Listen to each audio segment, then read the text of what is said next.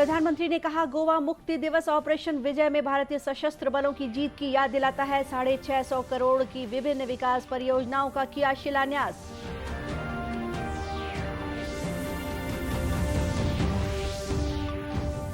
केंद्रीय राज्य मंत्री फग्गन सिंह कुलस्ते ने कहा, प्रधानमंत्री ग्राम सड़क योजना का काम आदिवासी इलाकों में पूरा, शहरी क्षेत्र में भी तीसरे चरण का काम शुरू।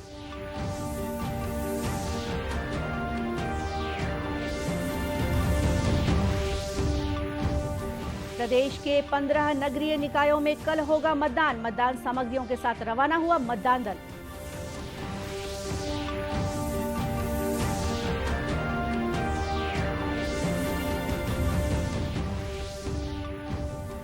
और ओमिक्रॉन का संक्रमण हर तीसरे दिन हो रहा है दुगना। डब्ल्यूएचओ ने कहा, डेल्टा के मुकाबले इसका फैलाव काफी अधिक।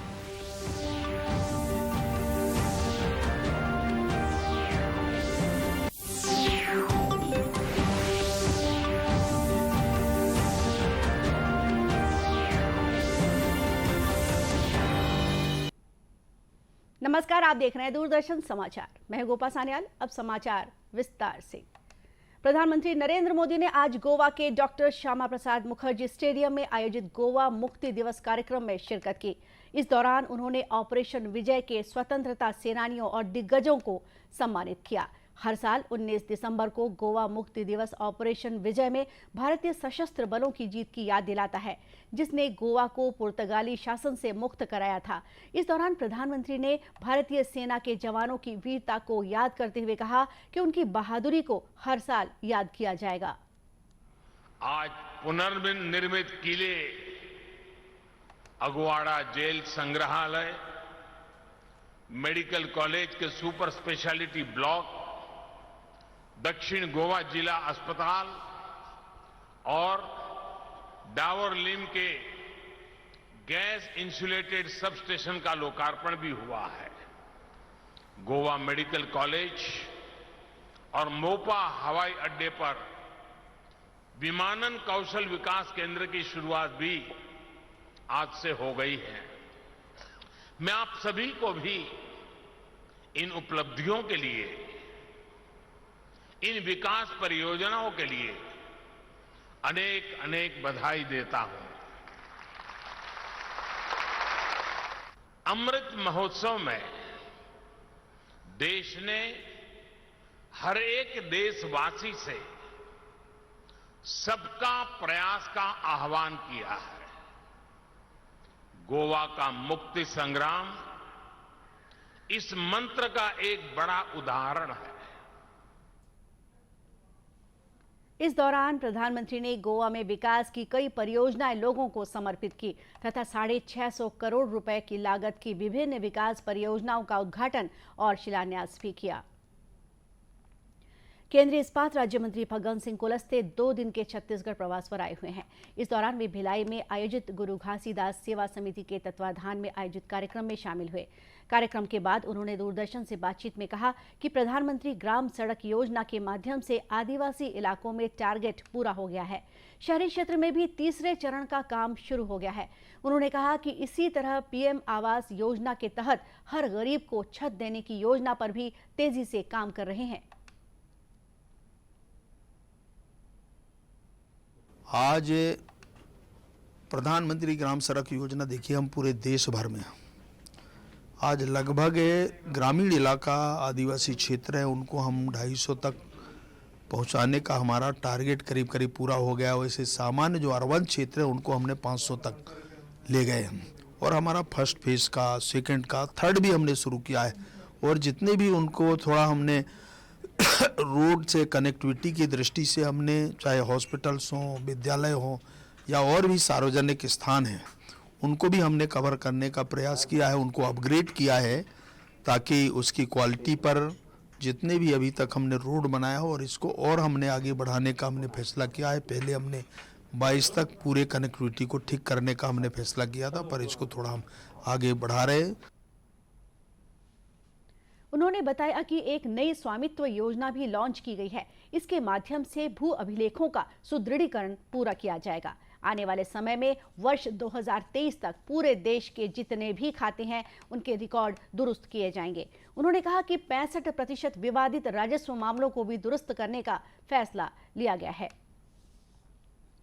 नगरीय निकाय चुनाव के लिए प्रदेश के 15 निकायों में कल सोमवार 20 दिसंबर को मतदान होगा। रायपुर जिले में बीरगांव नगर निगम तथा गोबरा नवापारा नगर पालिका में होने वाले मतदान के लिए मतदान दलों को निर्वाचन सामग्री का वितरण किया गया।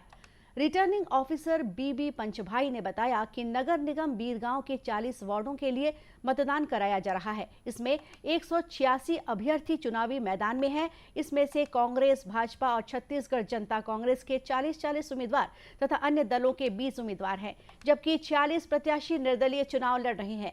चुनाव की तैयारियों के लिए आज पुलिस और प्रशासन की टीम ने संयुक्त फ्लैग मार्च निकालकर लोगों से शांतिपूर्ण मतदान की अपील की।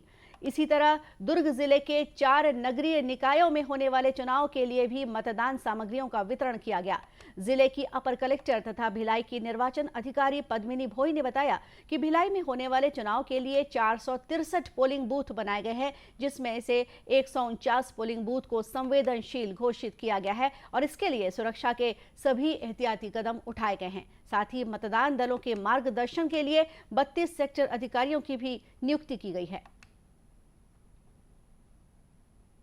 सुरक्षा की दृष्टि से सभी पोलिंग स्टेशंस में बल लगाया गया है और आज मतदान दल के साथ भी बल जाएगा और रात में उनके साथ ही वहाँ पे स्टे करेंगे और कल पूरी मतदान होने तक वहाँ पर फोर्स रहेगी और शांतिपूर्ण मतदान कराने में सहयोग करेंगे। उधर बैकुंठपुर जिले में भी निकाय चुनाव की तैयारियां पूरी कर ली गई हैं। यहां बैकुंठपुर में 20 और शिवपुर चर्चा के लिए 19 मतदान केंद्र बनाए गए हैं। जिले में मतदान के लिए 155 कर्मचारियों की ड्यूटी और उनके सहयोग के लिए 117 सुरक्षा कर्मी की ड्यूटी लगाई गई है। बैकुंठपुर और नगर पालिका परिषद चर्चा में होनी है, जिसके लिए नगर पालिका बैकुंठपुर के सभी 20 वार्डों में कुल 20 मतदान केंद्र बनाए गए हैं और उसी प्रकार नगर पालिका शिवपुर चर्चा के 15 वार्ड में कुल 19 मतदान केंद्र बनाए गए हैं, जिसके लिए सामग्री वितरण की पूरी अभी प्रक्रिया पूर्ण कर ली गई है। इसके बाद जो है पीठासीन अधिकारियों और सारे मतदान दलों को रूट के हिसाब से रूट प्रभारियों के माध्यम से उनके संबंधित जो मतदान केंद्र है उनके लिए रवाना किया जा रहा है। उनके साथ पर्याप्त सुरक्षा अधिकारी भी उपलब्ध हैं। प्रत्येक मतदान केंद्र में 3 सुरक्षा बल वहाँ पर उपस्थित रहेंगे और सभी दोनों नगर पालिकाओं में कुल 4 सेक्टर अधिकारी और 4 सेक्टर मजिस्ट्रेट की भी नियुक्ति की गई है, जो पूरी निर्वाचन प्रक्रिया का सफलतापूर्वक संचालन करेंगे। बताया गया है कि बैकुंठपुर में 70 प्रत्याशी मैदान में हैं। यहां कुल 13,155 मतदाता हैं, जिसमें 6,540 महिलाएं और 6,615 पुरुष शामिल हैं। वहीं शिवपुर चर्चा में 57 प्रत्याशी मैदान में हैं, जिसके लिए 19 मतदान केंद्र बनाए गए हैं। कुल 12,335 मतदाता हैं। गोवा को पुर्तगाली शासन से आज़ादी मिले आज 60 साल पूरे हो गए हैं। लगभग 450 साल से पुर्तगाली शासन झेल चुके गोवा को इससे मुक्ति दिलाने के उपलक्ष्य में हर साल 19 दिसंबर को गोवा मुक्ति दिवस मनाया जाता है। गोवा मुक्ति आंदोलन में छत्तीसगढ़ का भी महत्वपूर्ण योगदान रहा है। इस आंदोलन में 500 से अधिक लोग शामिल हुए थे। इस दल का नेतृत्व सिवनी के तत्कालीन विधायक अब्दुल रहमान फारूकी ने किया था। इस आंदोलन में शामिल ठाकुर हरि नारायण सिंह के बेटे आशीष सिंह ने बताया कि गोवा मुक्ति आंदोलन में शामिल होने रायपुर से यह दल 5 अगस्त 1955 को निकला था और 14 अगस्त 1955 को गोवा पहुंचा।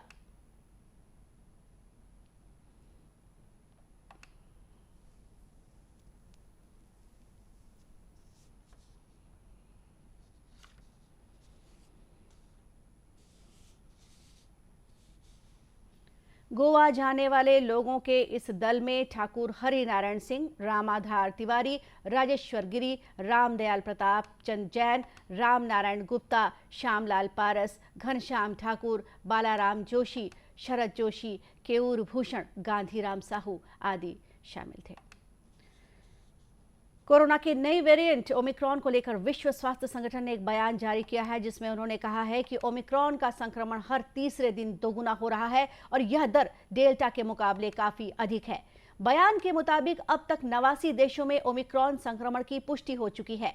विश्व स्वास्थ्य संगठन की क्षेत्रीय निदेशक डॉक्टर पूनम खेत्रपाल सिंह ने कहा कि इसका प्रसार रोकने के लिए सार्वजनिक स्वास्थ्य सुविधाओं को बेहतर बनाया जाए और सामाजिक उपायों को प्रभावी ढंग से लागू किया जाए।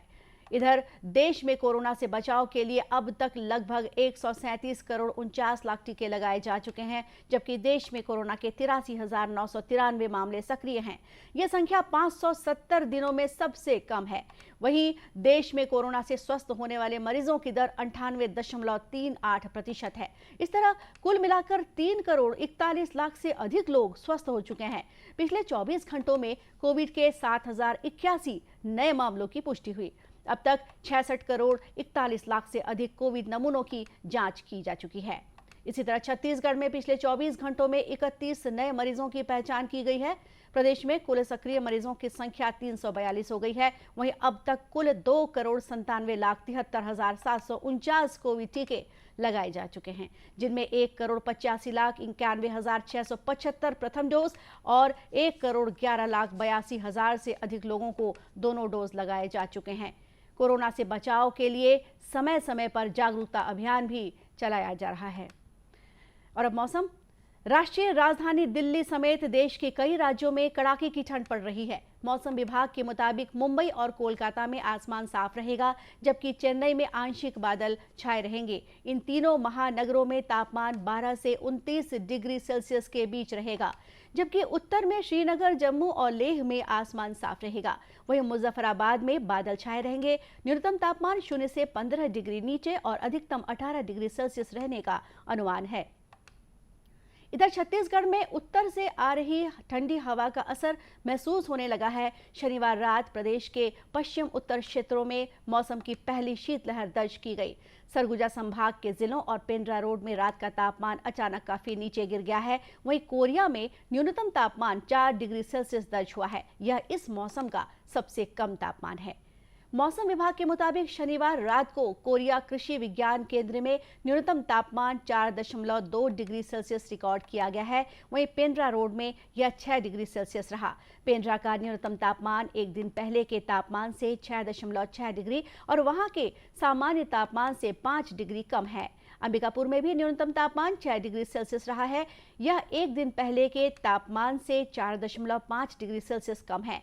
मौसम वैज्ञानिकों के मुताबिक किसी भी स्थान में न्यूनतम तापमान 10 डिग्री सेल्सियस से नीचे पहुंच जाए और एक दिन पहले के न्यूनतम तापमान में 4.5 डिग्री सेल्सियस से अधिक गिरावट हो तो शीतलहर की स्थिति बनती है। अब कुछ खबरें जिलों से। गुरु घासीदास जयंती शनिवार को पूरे प्रदेश के साथ ही कोरबा जिले में भी धूमधाम से मनाया गया। यहां आयोजित गुरु पर्व कार्यक्रम में विधानसभा अध्यक्ष डॉक्टर चरणदास महंत और राजस्व मंत्री जयसिंह अग्रवाल ने हिस्सा लिया। कार्यक्रम में शामिल होने पहुंचे डॉक्टर चरणदास महंत ने सतनाम प्रांगण में जैतखाम की पूजा अर्चना कर ध्वज फहराया। इसके बाद डॉक्टर चरणदास महंत ने लोगों से बाबा गुरु घासीदास के बताए गए सतमार्ग पर चलने की अपील की।